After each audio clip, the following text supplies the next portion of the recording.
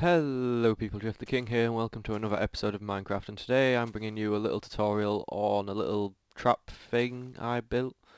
It's pretty simple.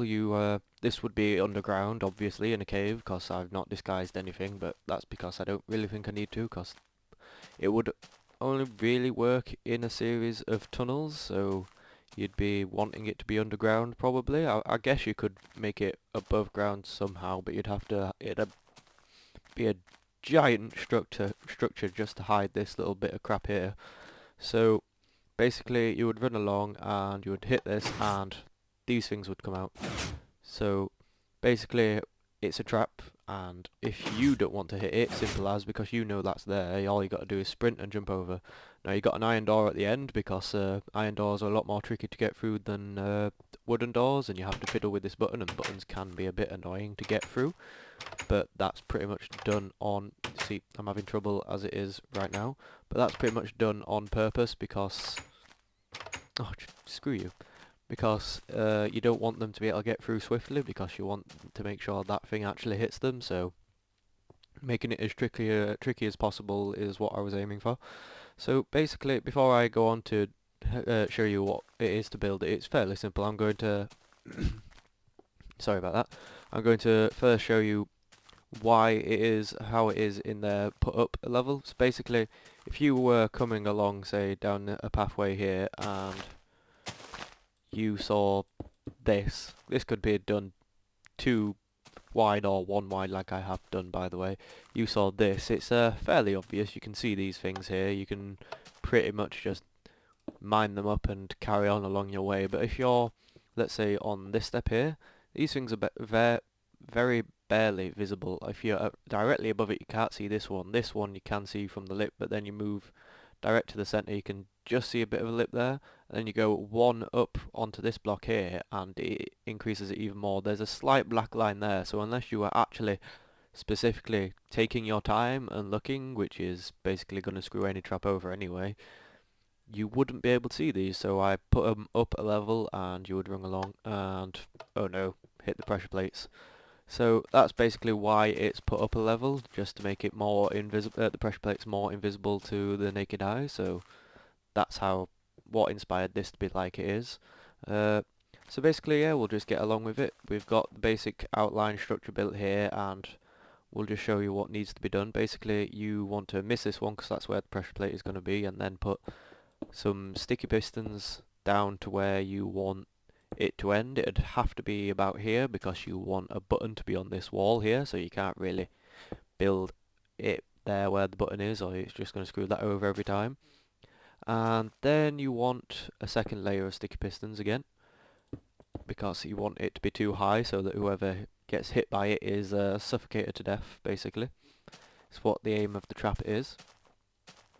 So then this is where the pressure plate is going to be here, so you need to dig underneath this right here and then put this up like so, up to here, and then you can carry on it a bit further back round because you want to make sure that's going to be in the way, that this is exactly how it needs to be. Actually, no, it needs to be further out that way so that it actually works, or else the repeaters and stuff are just going to get in the way of each other, and we don't want that to happen now, do we? So we just bring it out a bit further around like so, and you're now in the way. I hope it's light enough. I think it's light enough. I can just throw these torches here though anyway. And then you bring it round, and to make sure both sticky pistons are done, you need to put some blocks here like so, and then you want repeaters to go across behind the blocks just like that. And then I think we will have a repeater here actually, because we want to make sure it actually spreads far enough. And then actually no, we don't need a repeat here, we want one here. That should do. That should make it so the power actually gets to all of them. And that's intercepting that. That's why we're using repeaters here, because they can be a bit fiddly. You don't want this to happen or it's going to completely screw up your circuit, so instead put it like that, and it's not touching anything else, so we should be okay to carry on like so. And then you've got that done, and you want to seal this off as best you can, but you can't put anything that would touch these rims here. If you're on this edge, there's a block here, then it's going to cut off that to that, so your circuit won't go through, so that's as much as you can actually put there. But then basically you want to go in, and if you put your pressure plate down now, it should activate all those pistons, and obviously because they're sticky pistons, it will send them back, send them out and retract them. So you just put the blocks that you want in front, and then voila, you have yourself the very basic trap of a crusher. And obviously you'd have your door at the end. Now if you don't want this to be just a straight up kill someone, you could actually set it to different times, which basically you would just click this once, then click these two, and I think click these three,